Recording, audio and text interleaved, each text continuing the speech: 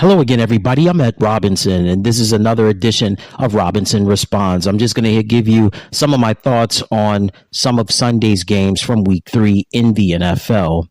Let's start off with the Eagles and Saints game. You talk about a stressed out game. You talk about a game that had people on pins and needles.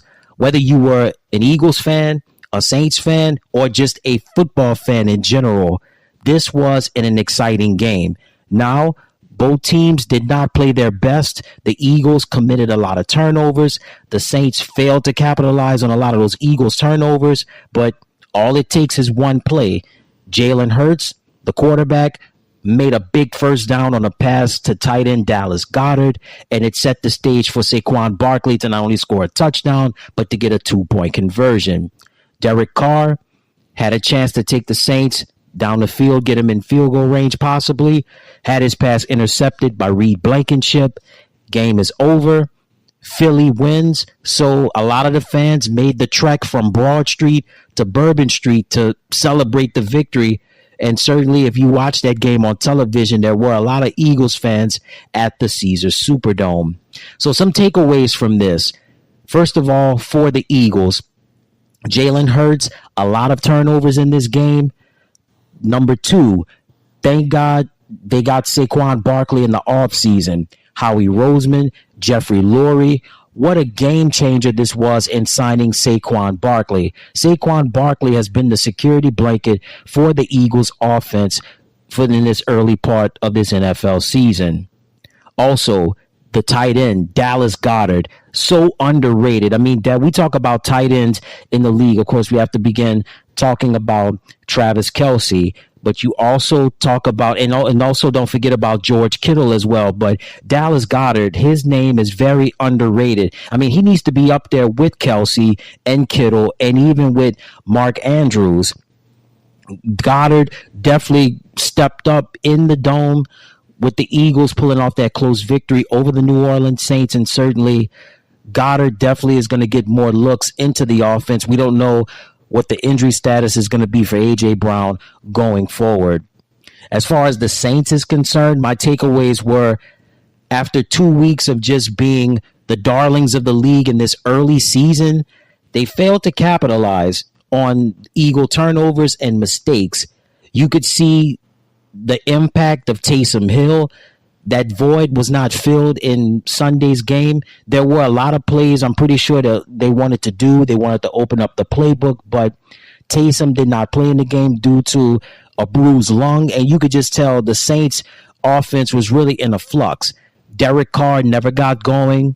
Alvin Kamara, he had his moments, but it just wasn't much consistency until late when Carr connected with Olave for the touchdown. But great comeback by the Eagles, and the Saints are going to have to get back to the drawing board. They've got a tough one early in the year against the NFC South rival Atlanta Falcons.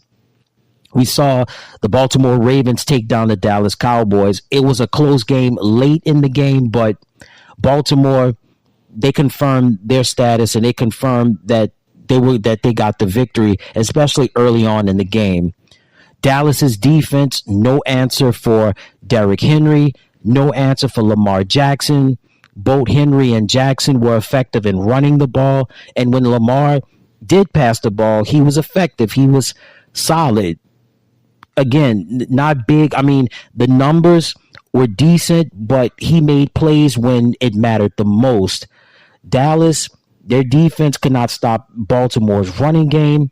Dak was decent, but he looked flustered. There was more movement and there was more fire going on the Cowboy sideline than it was towards the opponent.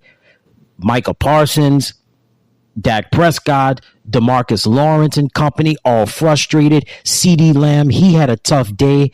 And, the Dallas Cowboys, they're the soap opera that never ends. And I don't know what to make of Dallas. I mean, Dallas, statistically, they show up, but they just haven't shown up for quite a long time in big games. And this was a game that they needed. And I don't know, their next game, which is supposed to be Thursday night against the New York Giants, that game could go either way because the Giants defense showed up in their win against the Cleveland Browns. But When isn't there drama in Dallas, right? When is it never a soap opera? And they're going to have to get it together, because if they don't, they're going to be in trouble. And the last several years, the Philadelphia, well, not several years, maybe the last 4 to 5 years, the Philadelphia Eagles have been the toast of the town, especially in that division in the NFC East. But Dallas, again, they laid another egg, losing to the Baltimore Ravens. Sunday Night Football, we saw the Kansas City Chiefs going up against the Atlanta Falcons. So for Kansas City, good win. Patrick Mahomes, so far in this early part of the year, hasn't been good, hasn't been great, but he's been solid. Rashee Rice has been very good so far this year, and we're going to see a lot more of Rashee while Isaiah Pacheco is on injured reserve due to an injury.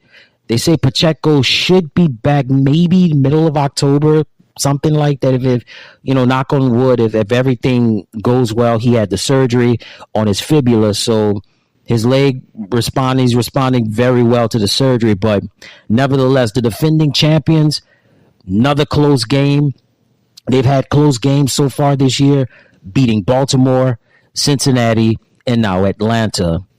As for as far as the Chiefs' defense is concerned, their defense has shown up so far this year. The beginning of the Patrick Mahomes, Andy Reid era, all about offense. When Tyreek Hill was there, got a lot of plays. Travis Kelce, currently Mahomes, Reid, and also you put Kelce in the mix, all about offense. Now, the last couple of years, we're starting to see offense, but also defense really come to the forefront as well for Kansas City. As for the Falcons, Kirk Cousins, what can you say, right? Another loss, another primetime game, below 500 on Monday night games career-wise, below 500 career-wise on Thursday night games, and now Sunday night games, hey, same result. Atlanta, they couldn't get the running game going. Defensively, they suffered towards the end because Mahomes was able to get his offense going just enough to give Kansas City the victory in the ATL on Sunday night. Also, some other things I want to pass along to you that I was thinking about. The Minnesota Vikings, man, Sam Darnold has continued to play at such a high level. The Vikings were going to beat the Texans. Also, the Denver Broncos got their first win of the year. They handled their business, beating the Tampa Bay Buccaneers. The Pittsburgh Steelers, I guess it's going to be a week-to-week situation in terms of the quarterback deal with Justin Fields and Russell Wilson. But right now, Justin Fields has got the hot hand right now. The Steelers beat the Chargers in Pittsburgh. The Green Bay Packers beat the Tennessee Titans. Malik Willis looked really good. The Colts would go on to beat the Bears. The Seattle Seahawks continue to be dominant. They beat the Miami Dolphins.